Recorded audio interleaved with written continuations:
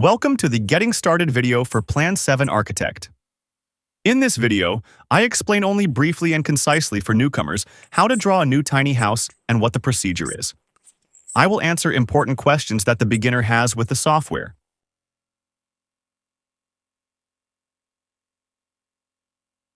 First of all, we have different tabs up here. Let's start with the Construction tab. Here we have different elements that we can draw. In the beginning, the most important question of our customers is, where do you set the units? Here you click on Unit and Scale at the top right of the printer function and can enter different units and set the scale.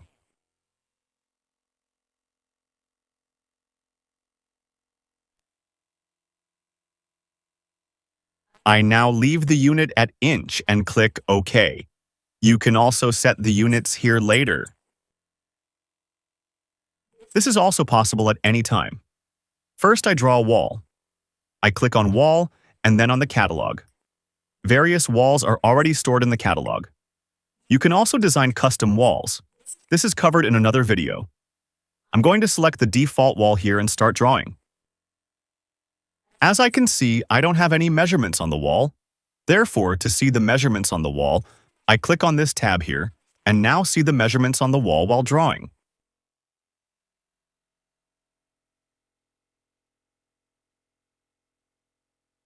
I left-clicked on the starting point of the wall, and now click again with the left mouse button and continue drawing.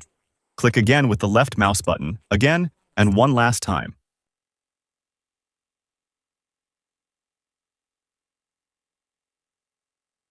If I want to exit this function, I can also press the Escape key on the keyboard. I have now drawn like this in the polygon because polygon is selected up here. I can also draw the wall as a single line. I now draw a wall as a line. What is also important to know for newcomers is that here you can set and turn off snap points. And you can also use this button to adjust the display on the mouse, for example. You can now also see the length and angle on the mouse. And this can be set via this button. Here, these buttons are for snap points. I can set a wall to be caught every 45 degrees or every 15 degrees, for example. And I'm going to leave the ruler on as well. You can also see the measurements up here. I will now finish drawing the house. To do this, I'll select these two walls and press the Delete key on the keyboard to delete them. The next important point is to know how to work in 2D and 3D mode at the same time. To do this, click on these two windows at the top, then on Layout, and Two Windows. So I see the 2D mode on the left and the 3D mode on the right. In 3D mode, I hold down the mouse wheel and move the mouse. So I can also zoom in and out with the mouse wheel and find my way around. Next, I draw thinner walls in the interior.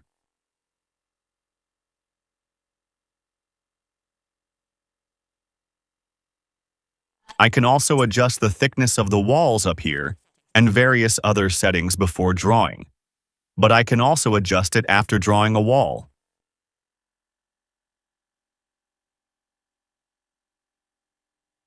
Then I draw doors. I now select a door, click Escape to close the catalog, and then I draw doors.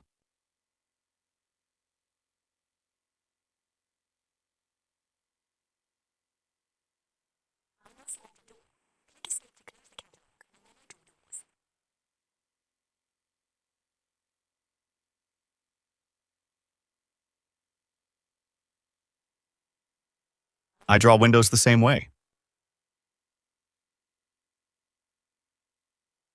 I'm just drawing quickly now just to show how it works. With the first click, you always select where the window should be located, and then with the second click in which direction it should be opened. And then I draw a staircase. With 3 clicks, 1, 2, and 3. And I can also click on the stairs in 3D mode, for example.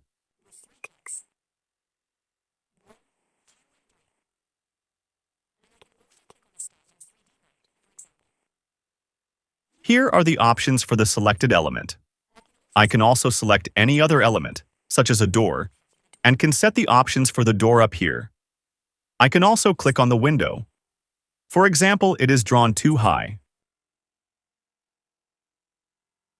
And I can either change the height of the window or adjust the sill height. I can also enter them completely myself.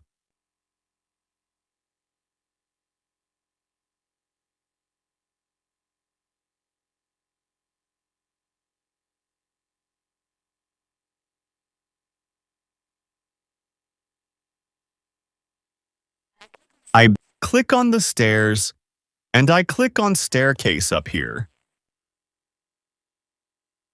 Then I can select the railings up here on the right and left, and also choose the type of staircase, the shape, for example, and make other settings here.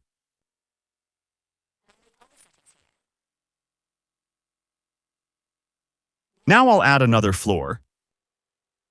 Here, you open the Layer Management and the Story Manager on the right. Here, I have the current floor. To create a new floor on top of it, I click on Add New Story above the current one. And I select the walls to copy. I want to copy all walls with windows and doors. And the floor has now been built above it. I use this blue round dot to mark the active floor.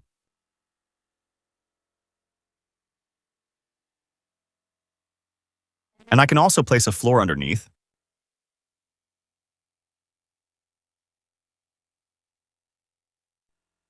But I won't demonstrate that here. Next, I draw a roof. And I want to draw the roof upstairs, so I select the blue at the upper floor up here. Now I go to Roof and draw an automatic roof. The automatic roof detects the contours of the house. And I click with the left mouse button and the roof is drawn. The roof is too low. I'll close the Layer Management. I click on Roof here, and I can also lift the roof, for example, by 200 units. I say units because it always depends on which units you have chosen in the options.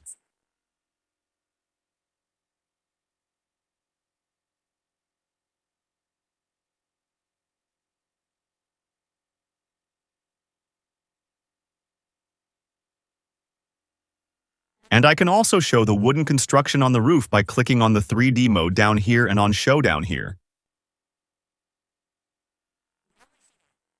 Now I see the wooden structure of the roof. I could also have it displayed exclusively by clicking on Exclusive here. I can also set the wood framework on the roof, for example, and all kinds of things. So, let's click on Show again.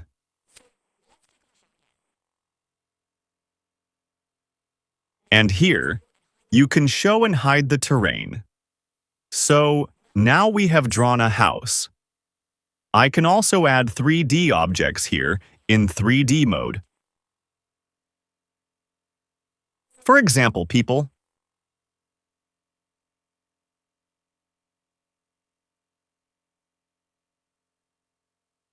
They're being added upstairs.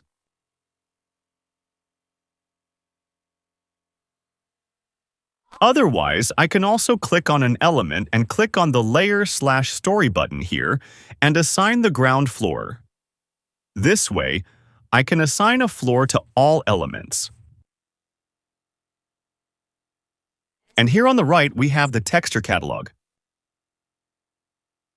Here we can select different textures and then assign them to elements.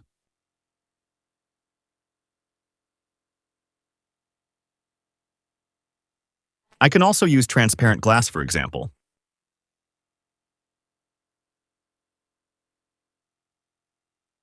And you can also use your own textures images that you import into the program.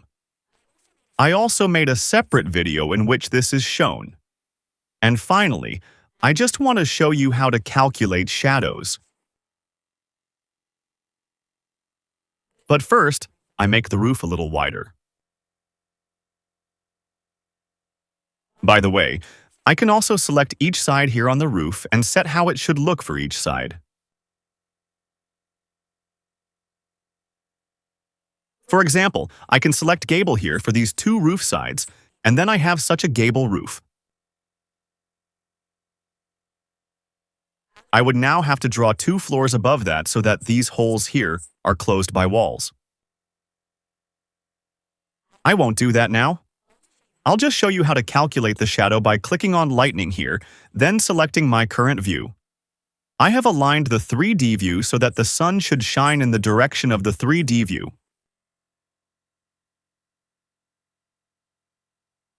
I'll click on that now, and then I click Recalculate Shadows. Now the shadow is recalculated, and this is what it looks like in the end. Now I could export this project as a 3ds file and visualize it very well in Twinmotion according to the latest standards. And this was also explained in another video. That's it for the first steps video. Enjoy using the program.